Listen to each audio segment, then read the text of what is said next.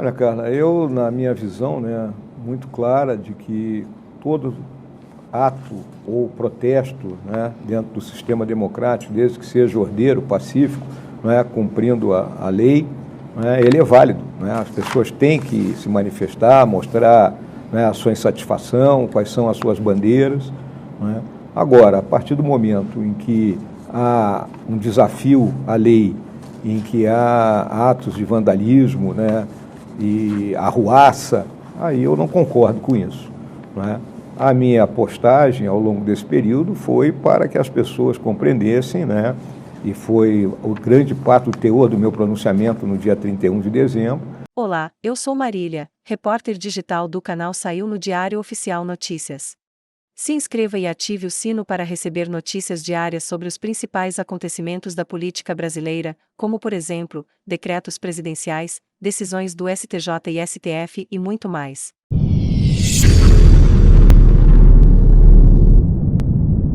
Compreendesse que tínhamos tido um processo eleitoral, que o governo que assumiu no dia 1º de janeiro significava apenas isso, a mudança de governo e não a mudança de regime, e que nós tínhamos que estar unidos, não é? E nos prepararmos de melhor maneira para voltarmos em 2026. E qual a responsabilidade que o senhor vê do Exército nesse episódio? Especialmente mantendo aqueles acampamentos em frente ao quartel-general e, no caso do comandante do Exército, impedindo no dia 8 que a Polícia Militar entrasse lá para tirar algumas pessoas que se homiziaram nesses acampamentos. Até essas pessoas podem, eu queria saber do senhor, se o senhor não acha que alguns podem ter fugido por causa dessa atitude do comandante do Exército? Olha, Thales, em primeiro lugar, né, o Exército, né, já que você perguntou em particular o Exército há muito tempo, ele se baseia na sua atuação num tripé. Começa pela legalidade. Então, o Exército não age fora da legalidade, dentro daquilo que é a nossa missão constitucional e as leis, né, que regulam o nosso emprego. Age também, né, dentro da legitimidade que o Exército tem junto à imensa maioria da população brasileira. Né? Daí essa quantidade de gente que estava acampada na frente dos quartéis pedindo, né, uma intervenção do Exército. O Exército ouviu aquilo e não tomou nenhuma atitude, porque estaria fora do quê? Da legalidade. E também mexeria com o terceiro ponto do tripé, que é a estabilidade. Está gostando do conteúdo? Curta esse vídeo e fique conosco até o final. Então, o Exército sempre buscou atuar dessa forma. Em relação a impedir a entrada naquela noite ali de 8 de janeiro, seria um banho de sangue, por uma razão muito simples. As forças da segurança pública estavam com os olhos injetados. Por quê? Porque durante a arruaça que aconteceu, houveram agressões a policiais militares. Então, a turma queria revidar. Então, naquele momento, na frente, né, de uma instalação militar, se a gente permitisse que ocorresse, ou o Exército, não vou dizer a gente, né, o Exército permitisse que ocorresse aquilo ali, né, seria... Mas não foi um erro manter esses acampamentos durante tanto tempo? Não havia nenhuma determinação para retirar os acampamentos. Se fosse do MST, o Exército deixaria esses acampamentos esse tempo todo? Desde que não tivesse, né, obstruindo as vias, né, como não obstruíram naquele momento, né, o Exército não poderia fazer nada. Agora, esse episódio que o Thales comentou acabou sendo um dos motivos, das razões que o presidente Lula acabou demitindo o general Júlio César de Arruda com 20 dias, né, de ele... Nem isso, 10 dias, né? Não, acho 10, que foi um pouco mais. Dias. Foi um pouco mais. O que o senhor achou dessa demissão e como é que o senhor vê a relação do Exército, que tinha uma proximidade com o ex-presidente Jair Bolsonaro, como é que o senhor vê... Como é que o senhor acha que vai ser essa relação com o ex-presidente Lula, já que o próprio ministro da Defesa, Múcio, falou em quebra de confiança, em dificuldade de confiança? Como é que o senhor acha que vai ser e como é que o senhor avalia a demissão do comandante? Vou começar de trás para frente, né? Eu acho que o presidente Lula ele não tem nenhum motivo para desconfiar das suas Forças Armadas, em particular do seu Exército. Ele foi presidente por 8 anos no Brasil, né? E em nenhum momento, né, as Forças Armadas, em particular o Exército, constituíram algum tipo de problema para ele. Muito pelo contrário, auxiliaram, né, de forma, né, dioturna as mais diversas ações e políticas que foram estabelecidas pelo governo dele. Uma coisa também tem que ficar muito clara: as Forças Armadas, elas, independente de gostarem ou não da pessoa, né, elas prestam a sua continência ao posto que a pessoa ocupa, e não ao homem. O americano tem uma frase lapidar para isso, não é? We don't salute the man, we salute the rank. Né? Então, essa é a realidade. O presidente será respeitado como presidente da República. Eu acho que, né, os elementos, os fatores que ele levou para tomar a decisão de afastar em tão curto espaço de tempo um soldado profissional do calibre do general Arruda, né, eu desconheço quais foram. Né? Na minha visão, não foi uma boa decisão. O presidente Bolsonaro defende um papel moderador das Forças Armadas. O senhor acha que as Forças Armadas devem ter esse papel moderador? Eu não vejo dessa forma. E também não via muito, viu, Thales, o presidente pregar nesse sentido. O artigo né? 142. Aí está em discussão no Congresso também, já O artigo 142 é importante que as pessoas compreendam, né? A minha análise muito clara do artigo 142 é o seguinte: o Brasil tem 4 objetivos nacionais permanentes: a integridade do território, a integridade do patrimônio, a democracia e a paz social. Quando você olha as missões que estão definidas, as 3 missões definidas para as Forças Armadas no artigo 142, você vai ver que estão exatamente de acordo com os nossos objetivos nacionais permanentes. Não vejamos. Né? Integridade do território e integridade do patrimônio é defesa da pátria. Garantia dos poderes constitucionais é democracia. E garantia da lei e da ordem é paz social.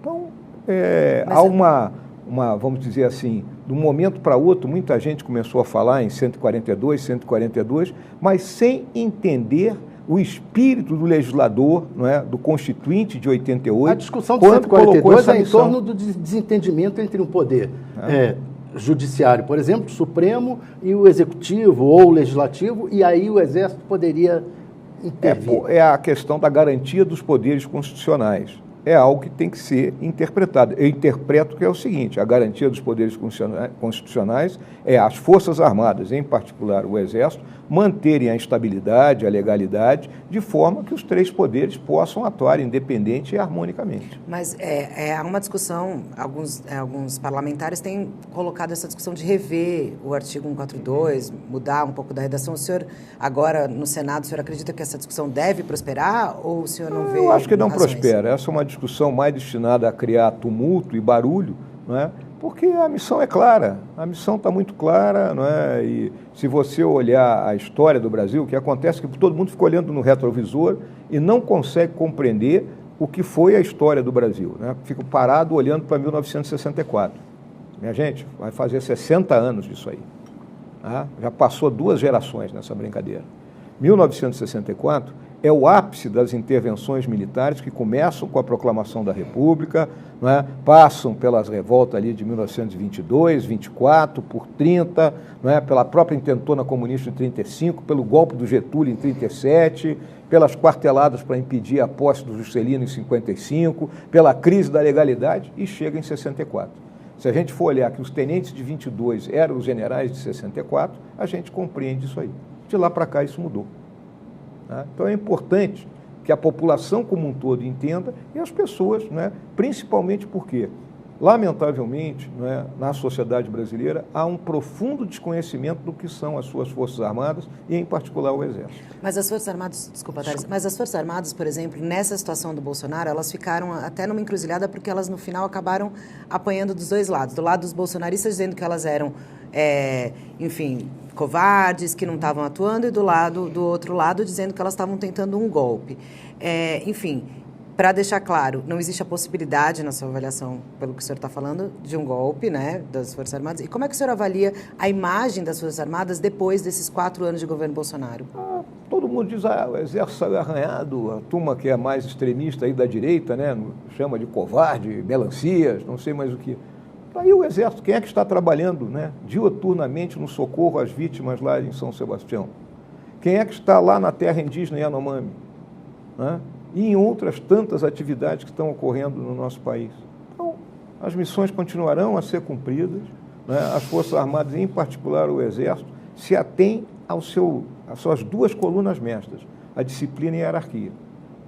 E somos terminantemente contrários à introdução da política dentro dos quartéis, porque uma coisa é lapidar Se a política entra pela porta da frente, a disciplina e a hierarquia saem pela porta dos fundos. O senhor falou de 1964, o presidente Jair Bolsonaro meio que tem uma certa fixação em 1964, né? E, por conta disso, na gestão dele, ele acabou instrumentalizando um pouco os militares. E daí isso que a Carla colocou, da questão de a imagem dos militares ter saído arranhada desse período. O senhor acha, eu queria saber do senhor, se o senhor acha, primeiro, foi daninha essa atuação do presidente Jair Bolsonaro de trazer muitos militares para o centro da ribalta? E o presidente Bolsonaro teve alguma responsabilidade nos acontecimentos do dia 8 de janeiro? Olha, Thales, em primeiro lugar, o presidente Bolsonaro, como era oriundo do meio militar, ele procurou explorar essa ligação, né? Sempre procurou, né? Durante todo o período dele como deputado. Aliás, o público, o alvo dele lá no estado do Rio de Janeiro, onde era eleito, era o grupo de militares da reserva, não só das Forças Armadas, como das Forças Auxiliares, pensionistas, etc. e tal. Né? Então, ele sempre teve essa ligação. Né? Então, acho que ele procurou, né, se mostrar, né, como capitão, essa coisa toda. Né? Isso aí é da personalidade dele. Né? Então, não coloco isso como, vamos dizer assim, uma tentativa de trazer a Força Armada para o centro do jogo e dar-lhe um protagonismo que não seria aquele, né, que caracterizasse a ação das forças num sistema político. E a questão do 8 de janeiro, né, ainda está para ser desvendado realmente isso aí. Não acho que o presidente tenha, né, sido o grande indutor disso aí. Né? O que eu vi Mas ele teria uma parcela de responsabilidade? Vejo também, Carla, eu acho que é prematuro eu chegar e colocar, dizer que o presidente tem responsabilidade. Imagina o seguinte, uma manifestação que partiu que não tinha liderança. Não se consegue apontar uma liderança naquilo ali. Não tinha um carro de som. Você já viu manifestação sem carro de som? Que vá orientando. Atenção, gente, vamos por aqui. Agora, vamos cantar o hino nacional. As palavras de ordem. Churrasco, convocação na internet, banheiro. Mas não ao longo da manifestação financiadores. Em si. Era uma manifestação pequena, quando você compara com outras que houveram. Quantas pessoas tinham ali? 7 mil, 10 mil pessoas, né? Espalhadas. Agora, houve uma falha do aparato de segurança em impedir os atos de vandalismo que ocorreram. O senhor acha que essa falha nos aparatos de segurança não estaria também relacionado ao que a gente fala de o bolsonarismo, que também é forte nas polícias, por exemplo? Tem que ser investigado isso aí. Né? Por isso que nós, no Congresso, estamos buscando abrir a CPI dos atos antidemocráticos, exatamente para investigar a ação que competia ao então governo que havia assumido, por meio do Ministério da Justiça e do Gabinete de Segurança Institucional, acionarem o aparato de segurança e cobrarem aquilo ali. Ainda sobre o ex-presidente Jair Bolsonaro, ele agora não tem mais fórum privilegiado. Ele voltando ao risco de um juiz de primeira instância, por exemplo, determinar a prisão dele, como ocorreu com Michel Temer, por exemplo. O senhor acha que há essa possibilidade? E quanto à possibilidade de ele se tornar inelegível em 2026? Thales, sabe que eu trabalhei muitos anos na atividade de inteligência, né? Então você tem o nível 1, que é aquilo que é confirmado, verdadeiro, aquilo que é provável e aquilo que é possível, que é o nível 3. Né? É possível, né? É possível. O presidente responde a tantos inquéritos, né, que pode ocorrer, né, uma prisão dele ou até um processo que o torne inelegível. Que é possível, mas não acho provável. Né? E em relação, por exemplo, à minuta golpista que foi encontrada na casa do ex-ministro Anderson Torres, e depois o presidente do PL, Valdemar Costa Neto, falou que recebia várias dessas. O senhor, assim, o senhor fazia parte do governo, apesar da relação não ser tão próxima, né, e durante 4 anos ter tantas altas e baixas. Como é que o senhor vê essa questão desses documentos circulando no Palácio, na Alvorada, enfim, entre os membros do governo? Olha, para mim mostra que é um documento bem apócrifo, né? Porque se fosse um documento, vamos dizer assim, trabalhado num ambiente, né, de sigilo, né, ele não estaria girando aí pelas bocas de Matildes, como se diz, né? Então, acho que é um documento apócrifo. A deputada Carla Zambelli criticou a estratégia do presidente Bolsonaro de se mandar para os Estados Unidos e deixar os bolsonaristas aqui à deriva, né? Primeiro, eu queria saber do senhor se o senhor concorda com ela que essa estratégia foi errada. E segundo, se for possível, em função desse bolsonarismo à deriva, foi lançada aí a candidatura da Michele Bolsonaro possível candidatura da Michele Bolsonaro pelo Valdemar Costa Neto. O senhor acha que foi errada a estratégia do Bolsonaro e acha que a Michele pode acabar candidata? Olha, Thales, eu era vice-presidente do presidente Bolsonaro, né? Então comentar e dizer se foi certo ou errada a saída dele, para mim não seria ético, né?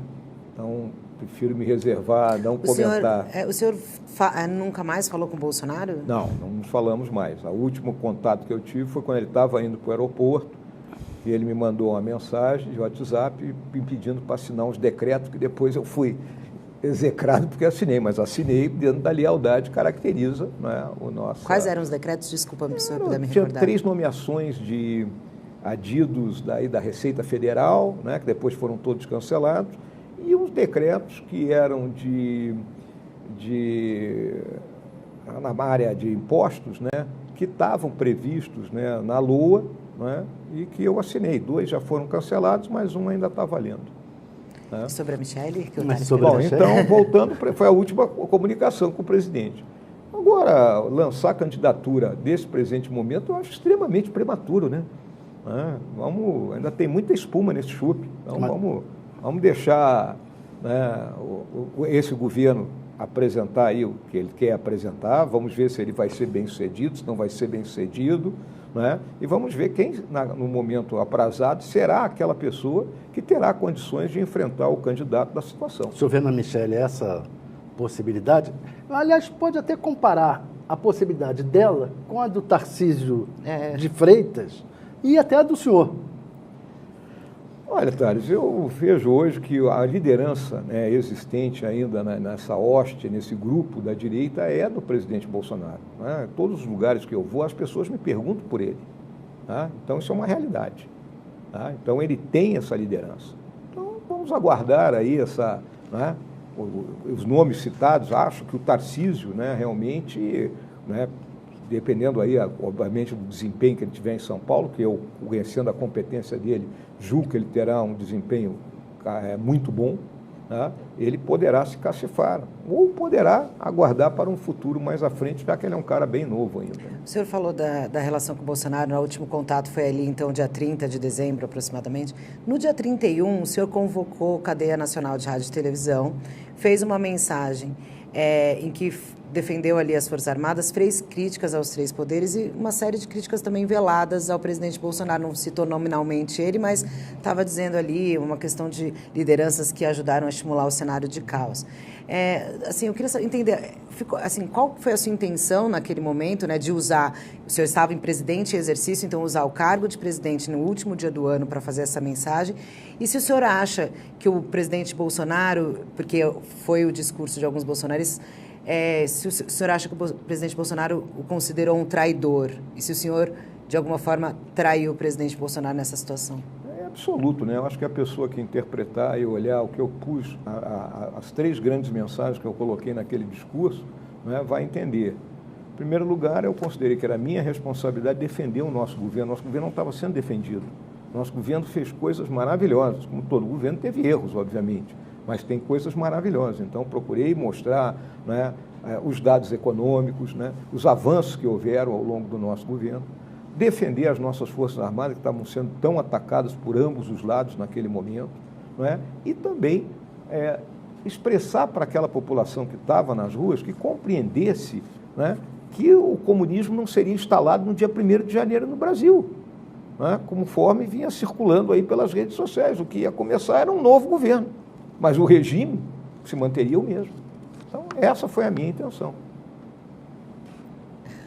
Só então, indo já para um pouco para o... A gente ainda tem mais assunto para falar do Bolsonaro, mas indo um pouco para o Senado, como é que o senhor pretende ser oposição no Senado? A gente tem... o PL fez muitos senadores, o bolsonarismo fez muitos senadores. O senhor pretende ser um representante do bolsonarismo no Senado, ser mais independente se dissociar um pouco do Bolsonaro? Como é que o senhor imagina seus 8 anos ou 4, eventualmente, no Senado?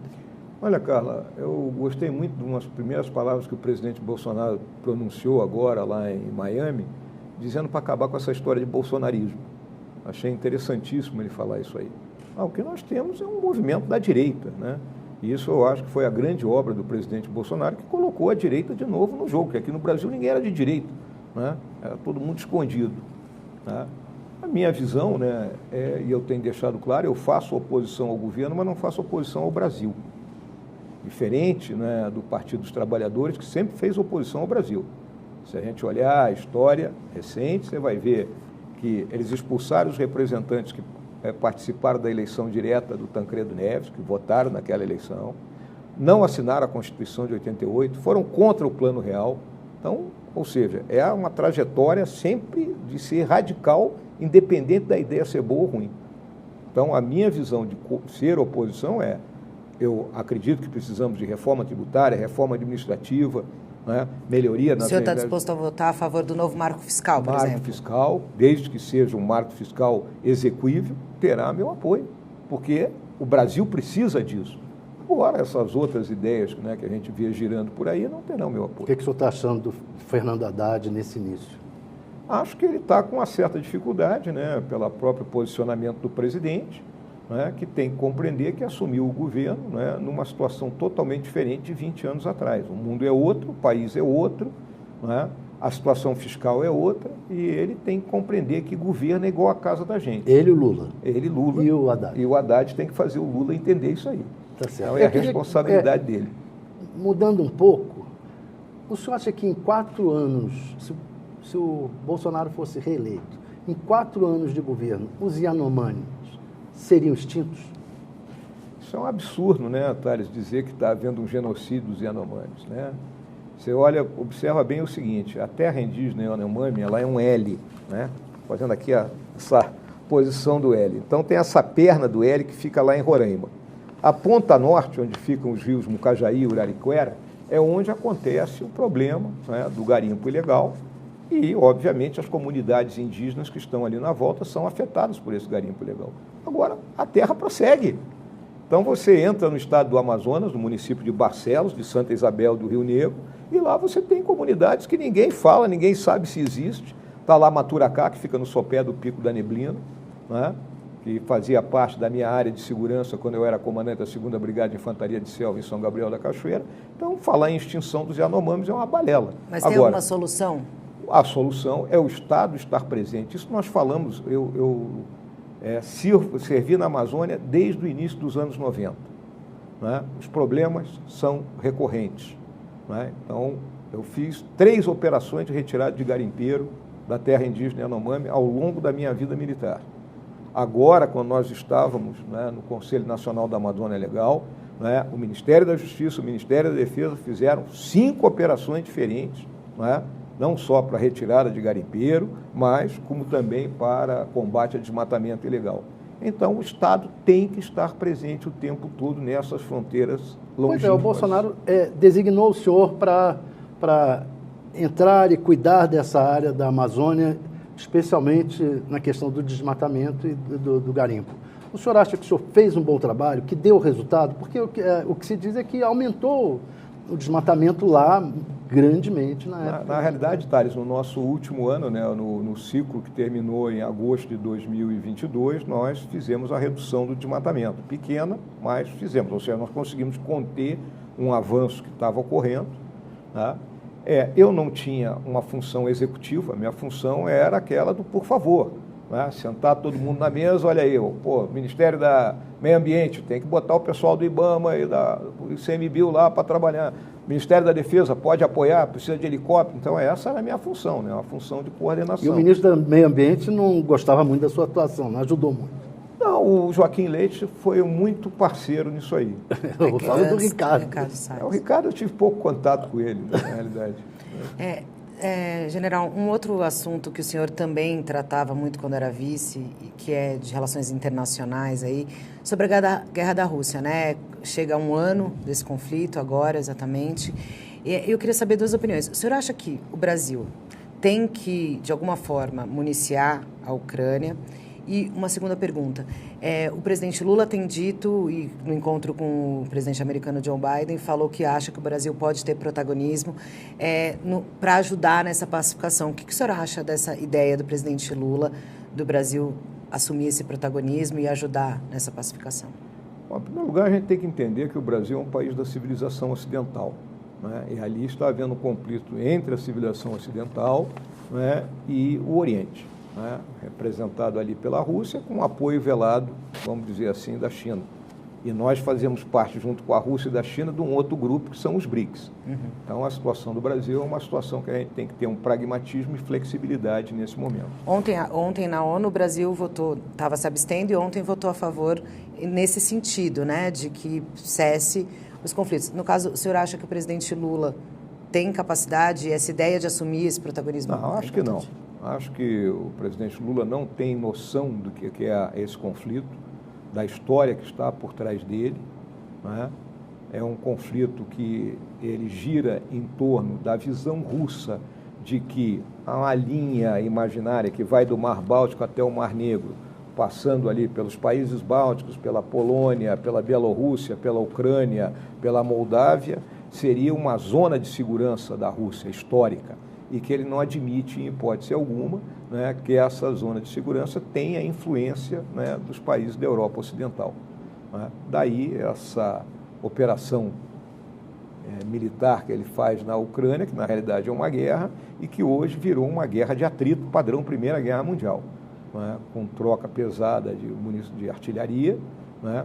A Rússia consegue atacar a infraestrutura ucraniana, os ucranianos não têm condições de atacar a infraestrutura russa, então o ucraniano o alvo dele são as forças militares russas, mas a Rússia está fazendo uma guerra total, porque ela ataca as cidades, ataca as usinas elétricas, ataca as fontes de água. E como que pode acabar isso? Essa guerra só acabará, né, pela exaustão dos contendores, na minha visão.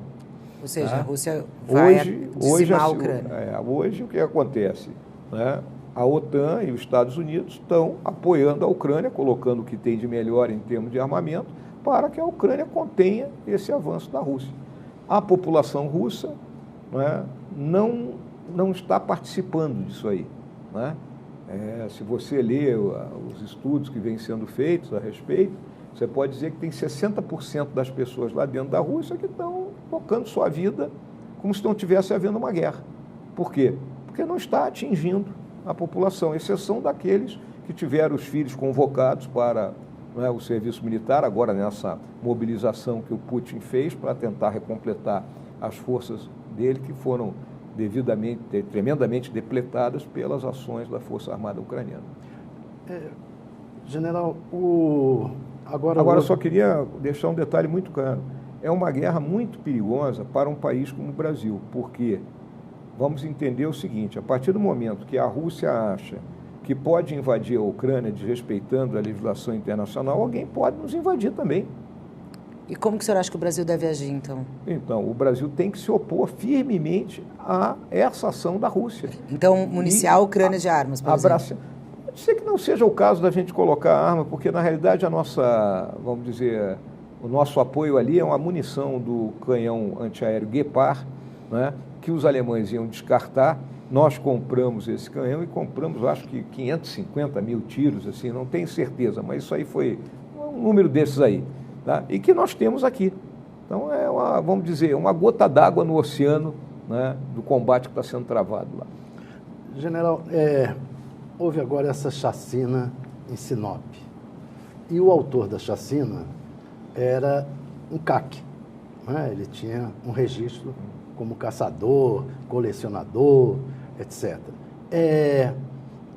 O senhor acha que houve uma flexibilização excessiva no governo Bolsonaro do armamento da população? Ou o senhor acha que as Forças Armadas que deveriam ter o monopólio das armas maior do que o atual? Olha, Thales, essa é uma questão que eu sempre tenho respondido da seguinte maneira: aqui no Brasil não existe essa ânsia por arma como existe, por exemplo, nos Estados Unidos, né? Nos Estados Unidos você entra em Mas qualquer está crescendo, loja... mas duplicado o número de armas. Mas tu sabe quantos CACs nós temos? 3 mil e... Não, 803 mil. Tá, estou dizendo armas... Mas 803 mil CACs num país de 210 milhões de habitantes, não é nem uma gota d'água no oceano, é um número muito pequeno. Aí você pode dizer, mas tem o fulano que matou cicrano, tem o Beltrano. Bom, nesse universo de 803 mil, tu também vai ter, vamos botar aí, 1%, né? Que pode ser gente que não deveria estar portando arma. Então, compete, né, aos órgãos que são responsáveis, né, tanto por fornecer o porte de arma como controlar, aí estão a Polícia Federal e o controle dos CACs, que é do Exército ou das Forças Armadas, né, serem mais, vamos dizer assim, restritivos na hora de analisar o perfil da pessoa que vai comprar arma. E aí, o governo atual tem mandado medidas, suspendeu, né, a liberação de armas. Como é que o senhor vê a postura do governo atual tentando reverter um pouco do que foi feito no governo O passado? decreto que eu acho, o decreto é ilegal, apesar do STF dizer que o decreto é legal, né, eu acho que ele foi contra o que prevê o Estatuto de Desarmamento, né, porque ali o que ele colocou, né, nesse decreto agora, que os CACs têm que se registrar junto à Polícia Federal, né, essa é uma discussão que está sendo travada. E o Estatuto, que é a lei, diz que esse controle pertence ao Exército, né? A Polícia Federal, a gente sabe, não tem condições de fazer esse controle. Ela não tem efetivo, não tem capilaridade para isso, né?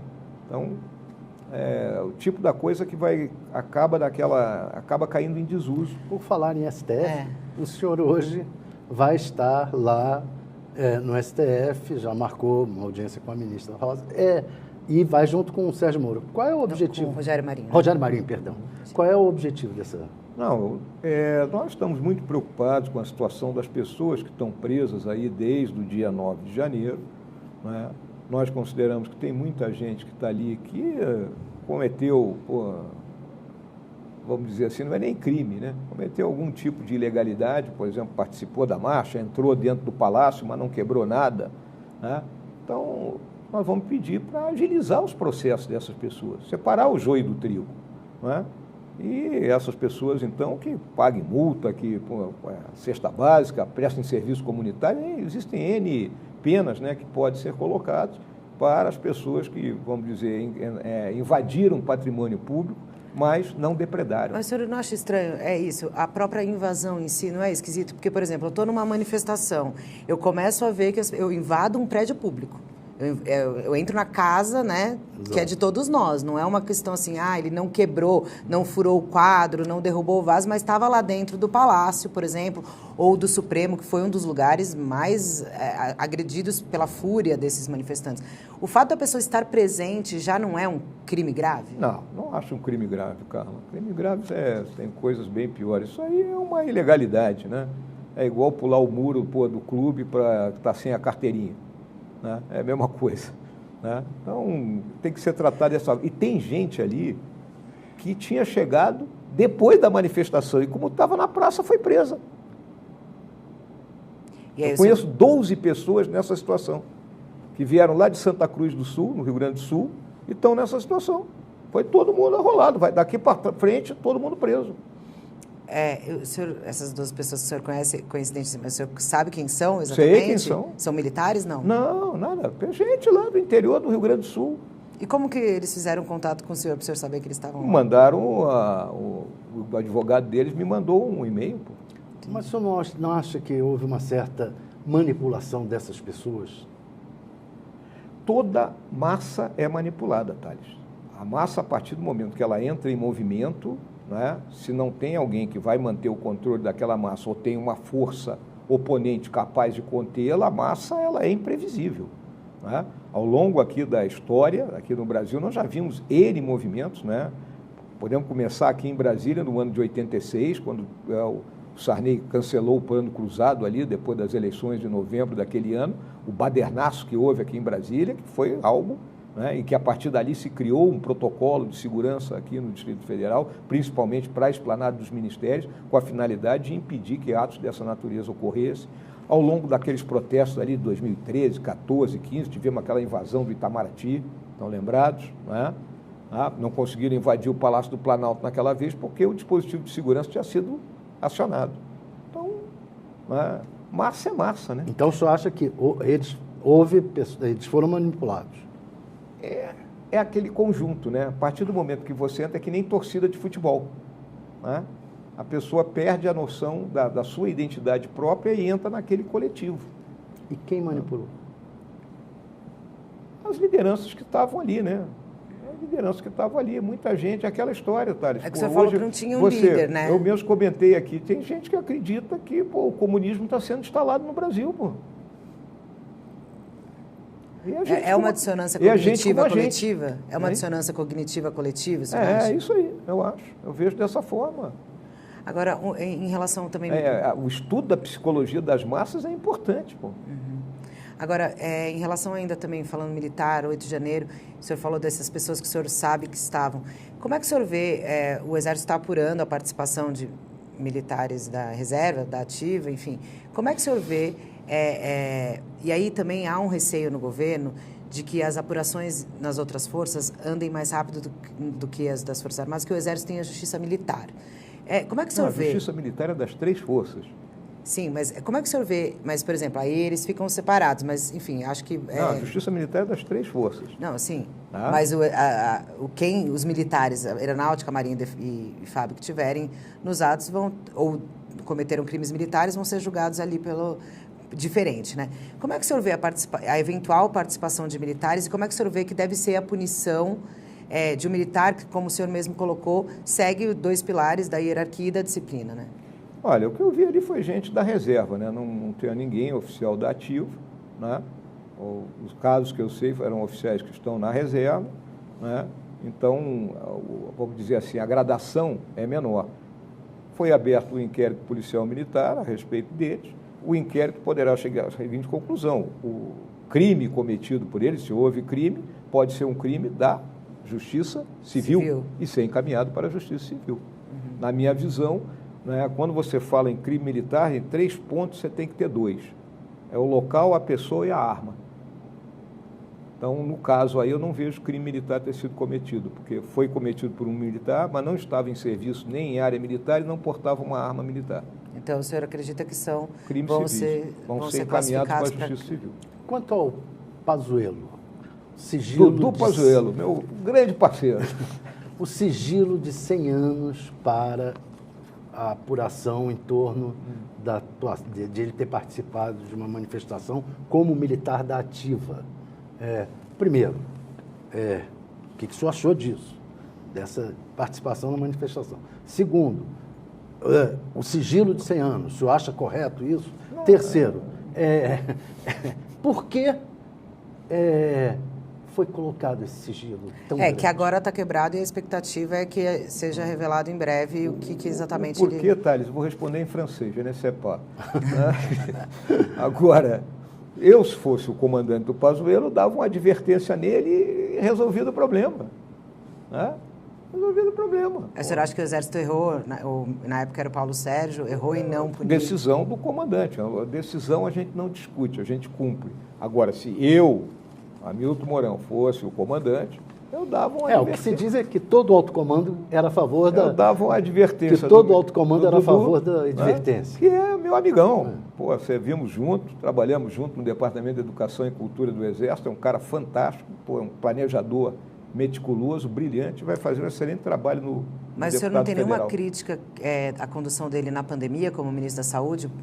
O Brasil registra o número de óbitos. O Pazuello recebeu para agarrar um touro à unha, né? A missão de agarrar um touro à unha. Ele procurou acertar a questão logística, né?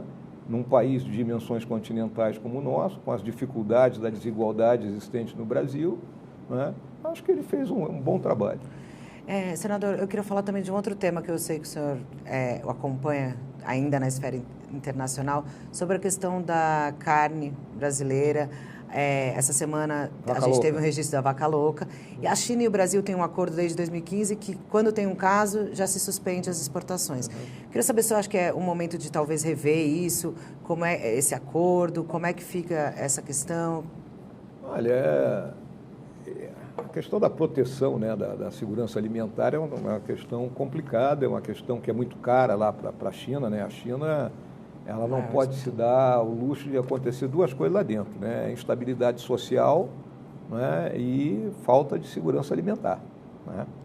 Então ela tem que estar cuidando disso, porque é uma massa de gente, né? E nós somos um grande fornecedor, né? Então eu acho que a gente tem que procurar um acordo que mostre de onde está vindo o produto, né? Por exemplo, essa situação que aconteceu agora, uma pequena propriedade lá do Pará, que não tem uma quantidade tão grande de cabeça de gado, seria mais uma doença autoinduzida, não seria uma doença que teria sido transmitida, o animal já foi queimado. Então, eu acho que isso cada caso vem sendo negociado, não é simples a negociação com os chineses, né? E a gente tem que trabalhar, né, sempre buscando, né, qual é a minha visão? Aumentarmos cada vez mais a nossa corrente de comércio e colocando mais valor agregado nisso aí. O senhor foi um crítico da atuação do governo Bolsonaro com relação à China naquele início atritado, né? O senhor espera que o governo Lula vai ter um relacionamento melhor ou pior do que o governo Bolsonaro? Olha, Thales, na realidade, né, você veja bem o seguinte, quando nós chegamos aqui na transição, em novembro de 2018, eu tomei conhecimento da existência da COSBAN, do vice-presidente sendo presidente da COSBAN, não tinha reunião desde 2015, né, então nós íamos entrar em 2019 com 4 anos sem reunião, e levei ao presidente Bolsonaro, né, o presidente deu a luz verde, e em maio nós estávamos na China fazendo uma reunião que foi extremamente profícua. Mantivemos esse contato o tempo todo, né? A pandemia, os chineses não saíram para lugar nenhum, nós provocamos o tempo todo a realização da reunião da COSBAN de forma presencial, que seria aqui no Brasil, terminou sendo de forma virtual, um excelente resultado também, tanto que no dia da posse do presidente Lula, o vice-presidente chinês que estava aqui, o Wang Shan, fez questão de vir conversar comigo, me visitar, para agradecer todo o trabalho que nós fizemos, no sentido de melhorar, né, as relações bilaterais e manter a nossa corrente de comércio. Então, acho que o caminho está dado e o governo do presidente Lula tem essa vereda para prosseguir. O senhor só não respondeu a minha pergunta. O senhor foi um crítico da atuação do governo Bolsonaro na relação com a China. O que eu quis te mostrar foi o seguinte... ao senhor se vai ser melhor com o Lula do que foi com o Bolsonaro. O que eu quis mostrar que não foi tão ruim essa relação. E mostrar que, de imediato, vê o seguinte, a gente assume o governo em janeiro e em maio já faz a reunião com os chineses, mostra a disposição do presidente Bolsonaro. Tá. Agora havia a entourage da volta, né, que cada um fala o que quer. As declarações do próprio Bolsonaro. Cada um fala o que quer. Isso aí faz parte do folclore, Thales. General, a gente está quase caminhando para o fim, mas ainda tem uns outros temas que eu queria colocar. Um deles que a gente tem mostrado em várias reportagens, o uso do cartão corporativo, tanto do presidente Bolsonaro como do senhor também. Pelos dados que eu tenho aqui, nesses 4 anos, do primeiro ano do senhor como vice para o último, seus gastos subiram 280%. No final, o senhor gastou, no último ano, 1,6 milhão no cartão corporativo. Eu queria perguntar se o senhor acha que é o momento da gente discutir esse uso do cartão corporativo, se falta transparência, se há abuso nesses usos do cartão. Por exemplo, no caso do Bolsonaro, o UOL noticiou aí gastos em viagens na campanha com indícios de algumas ilegalidades, digamos assim. Como é que o senhor vê essa questão do uso dos cartões corporativos? Olha, em primeiro lugar, é importante que as pessoas compreendam que o cartão corporativo não está na minha mão. São vários cartões, são suprimentos de fundo, né? Então eu tinha o meu ordenador de despesa com aqueles econômicos, né, que em cada viagem, ou o econômico que era do Palácio de Jaburu, que fazia as compras destinadas ao Palácio, usava um X de recurso que era destinado via suprimento de fundo para essa compra. Então, eu acho que tinha 5, meia dúzia de cartões, né, que ficavam. Nós gastamos aí em torno de 3,8 milhões com o cartão, nessas diferentes, né, etapas, de um orçamento nos 4 anos de 28 milhões. Então, isso aí deu o quê? 12%, 13%, né, do que foi o nosso orçamento dentro da vice-presidência. Sendo que, ao longo de todos os anos, eu apoiei a presidência com recurso, né, para pagamento dos palácios, que estava faltando recurso. Sobrou ainda, mandei para o Ministério da Defesa. Então, o nosso emprego de recurso na vice-presidência foi judicioso. Agora, salta aos olhos, né, essa questão, porque você vai para a viagem. Então, por exemplo, no último ano eu tive que fazer várias viagens internacionais, por causa que eu fui candidato e por essa, vamos dizer, essa nossa legislação, que eu considero que é uma coisa que tem que ser modificada. Né? De o vice, de um candidato ter que sair, não tem poder que sair do país, porque por caso o presidente sai 2 dias, tem que sair 2 dias também. E, aliás, eu já vejo da seguinte forma, no mundo de hoje, com as comunicações amplas, flexíveis, com tudo que é tipo de rede que você pode utilizar, o vice não precisa assumir quando o presidente viaja menos de 5 dias, vamos colocar assim. Tá? Acho que, ao longo dos 4 anos de governo, se eu assinei 10 documentos ao longo de todas as viagens do presidente Bolsonaro, foi muito. O senhor está dizendo que o seu cartão preenchia lacunas do cartão corporativo do presidente? Não, não é preencher lacunas do cartão corporativo. Do meu orçamento da vice-presidência, né, nós apoiávamos também a presidência, porque a presidência tinha responsabilidade por todos os palácios. Né? Então, às vezes, precisava de mais recursos, o próprio Palácio do Planalto, essas coisas todas. Então, nós trabalhávamos em conjunto com isso aí, dentro do nosso limite orçamentário. Nunca extrapolamos o nosso limite orçamentário, muito pelo contrário. O senhor vai ao STF hoje, como o Thales comentou, e tem 2 pautas relacionadas ao STF que, desculpa, eu ainda vou falar bolsonarismo, que no universo bolsonarista aí ganhou muita força. A questão dos impeachments dos ministros, que ontem a própria deputada Carla Zambelli disse que está fazendo uma trégua aí, não vai falar nisso. E aí também um outro tema, que não necessariamente é só do bolsonarismo, mas que está em discussão, sobre a possibilidade de aumentar o número de cadeiras ali no Supremo. Eu queria saber sua opinião sobre essas 2 questões. Eu acho que aumentar o número de cadeiras é chavismo puro, né? Então, sou totalmente contrário. É 11 ministros, é 11 ministros. O que eu acho hoje, e acho necessário, é a limitação da permanência do ministro naquela função. Né? Então, mandato. Qual é o prazo? Outro dia eu vi, seria o mesmo tempo do senador, 8 anos, 10 anos, 12 anos, 15 anos. Acho que isso tem que ser discutido dentro do parlamento. Acho que seria salutar para um rodízio, né? A pessoa ficar 30 anos como ministro, 25 anos. Acho que é muito tempo. E impeachment? Impeachment eu considero uma solução, vamos dizer, drástica. O senhor não vê condições hoje do Senado discutir o impeachment como o presidente Bolsonaro defendia, no caso, especificamente do Alexandre de Moraes? Olha, tá bom, você faz o impeachment do Alexandre de Moraes, o Lula vai escolher um outro ministro. Mas o senhor mudou de posição, como a Carla Zambelli, ou o senhor... Se você acompanhar todas as minhas declarações ao longo da campanha eleitoral, eu sempre me batia na questão do mandato, das decisões monocráticas, que eu não toquei aqui, né? E colocando o impeachment como o último argumento dos reis, a última ratio regis. Se um ministro, né, não está agindo de boa-fé, porque um dos 7 pilares de um sistema judicial é os magistrados agirem de boa-fé. Se comprova que um magistrado não está agindo de boa-fé, que se faça. E qual foi sua impressão sobre a atuação do Alexandre de Moraes? Ele agiu de má-fé ou de boa-fé? Não, acho que o ministro Alexandre de Moraes ele está com um poder excessivo, e já me referi a essa questão. Ele não pode ser, ao mesmo tempo, investigador, né, denunciador e julgador. Né? Então, as fases do devido processo legal estão resumidas numa única pessoa. Isso, para mim, está errado. E quem deveria colocar um freio nisso aí seria o Conselho Nacional de Justiça. Falando de justiça, senador, num caso que parece não ter muito a ver com a classe política, mas tem, e que foi aí até um tema das perguntas que enviaram para a gente, para perguntar a sua opinião, em relação ao caso do jogador Robinho, que foi condenado na Itália por estupro. No governo passado, a Itália pedia colaboração do governo Bolsonaro para uma extradição que foi negado, depois pedia para que ele fosse citado no processo. Ontem, o STJ, a presidente do STJ, determinou que a PGR faça essa citação do jogador Robinho para que ele possa cumprir pena no Brasil.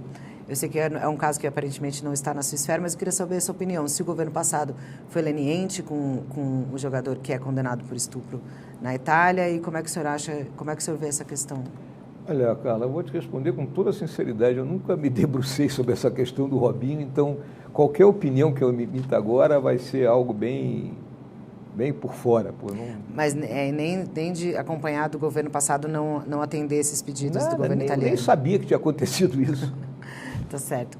Então, indo para um outro assunto que o senhor vai saber, é em relação ao BC, né? A gente já falou um pouco de economia, da questão do ministro Fernando Haddad, mas uma das coisas que foi noticiada agora no começo do ano foi esse embate do presidente Lula com o presidente do Banco Central, Roberto Campos Neto. E aí, o que se discute de pano de fundo, em tese, é a taxa de juros do Brasil e a autonomia do BC. Eu queria saber, e aí há críticas do lado petista de que o Campos Neto estaria sendo, de novo, um bolsonarista aí nesse governo. Eu queria saber qual que é a sua avaliação sobre essa situação do BC e também sobre a taxa de juros do Brasil. Olha, Carla, um país como o Brasil, para enfrentar a inflação, ele só tem um remédio, que é aumentar a taxa de juros, de modo que ele enxugue a moeda corrente, consequentemente, né, a inflação que nós tínhamos aqui, uma inflação de demanda que veio, né, nas costas da questão da pandemia, né, ela conseguisse ser reduzida, e é o que está acontecendo, né? Hoje nós, comparativamente com outras economias, nós estamos com uma inflação abaixo, né? Comparado com os próprios Estados Unidos, com a Europa Ocidental. Não vou comparar com a Argentina aqui, porque aí é sem condições. Eu considero que o Banco Central independente, como guardião da moeda, é fundamental para a estabilidade econômica de um país. E o senhor acha que esse embate do presidente Lula com o Roberto Campos Neto é um jeito que acaba enfraquecendo o ministro Haddad? Não, o que eu vejo é que o presidente Lula está sentindo que a água vai bater no pescoço, né, porque a situação não está simples, ele tem que tomar algumas medidas, né, que vão contra aquilo que ele andava prometendo durante a campanha, ou seja, ele terá que, num primeiro momento, ser austero para depois, né, ser, vamos dizer assim, mais mão aberta, né? E ele não está querendo ser isso. E está querendo buscar um bode expiatório na pessoa do Roberto Campos Neto, que eu considero um homem sóbrio, habilidoso e resistente. Mas não foi, o Roberto Campos Neto, não foi um pouco leniente durante a campanha do Bolsonaro, condescendente com a gastança do Bolsonaro? Não, mas o Roberto Campos, ele era presidente do Banco Central, que tu fale que o Paulo Guedes, que foi o leniente... Mas ali ele não podia apertar mais? Não, o aperto monetário ele fez em cima da questão do juro, não era a questão do Banco Central aí, Thales. Não, acertar o juro. Né? Mas a gastança que o Bolsonaro não chegou aos pés da Dilma, né? Da tapa, né? Agora, então, para encerrar, a gente falou do Tarcísio, da Michelle. Teve essa semana uma outra coisa que ficou também criticada por bolsonaristas e por petistas, a ação do presidente Lula e do governador Tarcísio lá no litoral de São Paulo. Tem uma foto do Tarcísio sorrindo ali para o Lula. Eu queria saber, o senhor já encontrou o presidente Lula? Eu queria primeiro saber dessa questão dessa foto e dessa relação republicana entre o governador e o presidente da República, evidentemente, mas e aí eu queria saber se o senhor já se encontrou com o presidente Lula e se essa habilidade política do Lula, que aqui em Brasília se fala muito de conquistar adversários, o senhor não teme, ou o senhor acha que pode, de repente, ser conquistado pelo presidente Lula, digamos assim?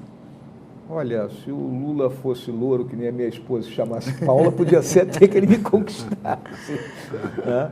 Mas o que eu digo é o seguinte, as pessoas têm que entender que adversários políticos não são inimigos. Nós não somos adversários políticos, mas nós não somos inimigos. E em relação ao presidente Lula, eu sou um homem educado, né? A hora que nós tivermos que nos encontrar em algum momento, trocaremos um aperto de mão, mas ele sabe que eu sou adversário político dele e que não concordo em gênero, número e grau com a maioria das ideias que ele tem. Mais alguma coisa? Mas o senhor se dispõe a negociar com ele diretamente a aprovação de matérias e... Aquilo que é do interesse do meu estado, do Rio Grande do Sul, né? Eu julgo que, senão, não estarei fazendo o meu trabalho para o povo que me elegeu, né? Tá certo, senador. Muito obrigada pela conversa. Agradeço também, Thales. E obrigada a todos que acompanharam a gente até aqui. Muito obrigado, Carla. Muito obrigado, Thales. Um abração aí a todos. Um abraço, obrigado. Até mais. Que bom que você ficou aqui até o final. Nossos vídeos vão ao ar de segunda a sexta às 19 horas. Compartilhe esse vídeo para que mais pessoas saibam o que está acontecendo em nosso país. Vejo você no próximo vídeo.